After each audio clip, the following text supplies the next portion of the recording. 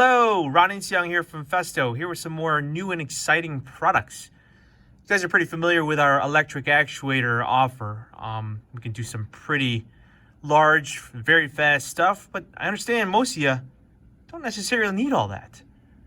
Here we've got our EGC HD, very large, but this is not what I'm here to talk to you guys about today. What I am here to talk to you guys about are our smaller line of electric actuators. Now what I have here is, obviously this is a rotted style. This is our EGSC with a ball screw. Our ELGC ball screw. There's the motor input.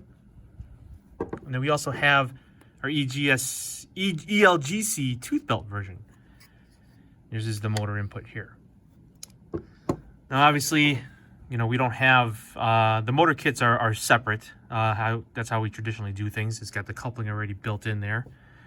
So, but you might be asking, why do we have a fitting on an electric actuator? Now that's a pretty good question, because this, I myself think this is a very, very intuitive feature.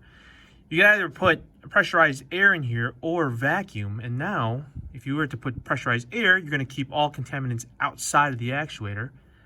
Or if you have an extreme clean room situation, you can apply vacuum here, which will suck everything in, making sure any particulate from within the actuator does not get out into the environment.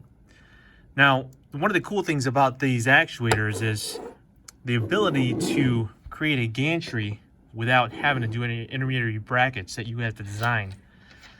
So what I can do here is I got these little clamp dovetail mounts.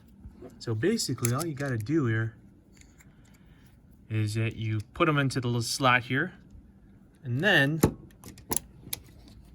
you mount them directly onto each other. You can do as much as 3 axes, maybe 4 if you really wanted to. But it makes things really easy and really, really nice for you, so that you wouldn't have to do too many drawings, too many detail prints on the intermediary brackets for these actuators. So here I got a nice dynamic setup for you guys. We've got the motors and controllers. The controls are hidden underneath this plate. Everything's all connected, ready to go. I just wanted to show you guys how this all runs. Let me go hit run all axes. Now that is a Festo touchscreen, so if you are interested, I can definitely hook you up with that. But here I just wanted to show you, these motors are 24-volt DC closed loop stepper motors. It's still, I mean, it's a very nice dynamic. We can go pretty slow, but we can also go fairly fast with these actuators, now depending on the loading that you place on the carriages. But one thing I did want to point out here is that on the previous actuator I was showing you guys earlier, it's had a pneumatic fitting. Now if you don't want to use that purge with pressurized air or vacuum for a super clean room, you can replace that with a sintered muffler here. But yeah, that's pretty much it. Just wanted to show this guys to you. We do have a line of this actuators which uses the same exact form factor of the actuators, but the motors are built in with their own controllers, and it's a 2-position setup, so it's very, very cost effective. Now the nice thing about these actuators is that these are all predetermined stroke lengths. I believe 100 millimeter, 200 millimeter, 300 millimeter, depending on which version you go with, whether there's a ball screw or is this short rotted version, or rotted version rather. They're all in stock for the most part, so we can ship out of Ohio. You know, depending if you're in the Chicagoland area, we can get it to you about a day UPS ground.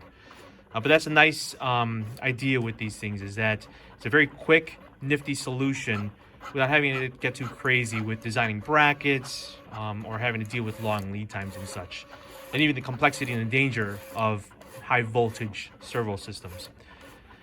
If you have any other questions, you know, shoot a comment, shoot me an email, text message, whichever you like.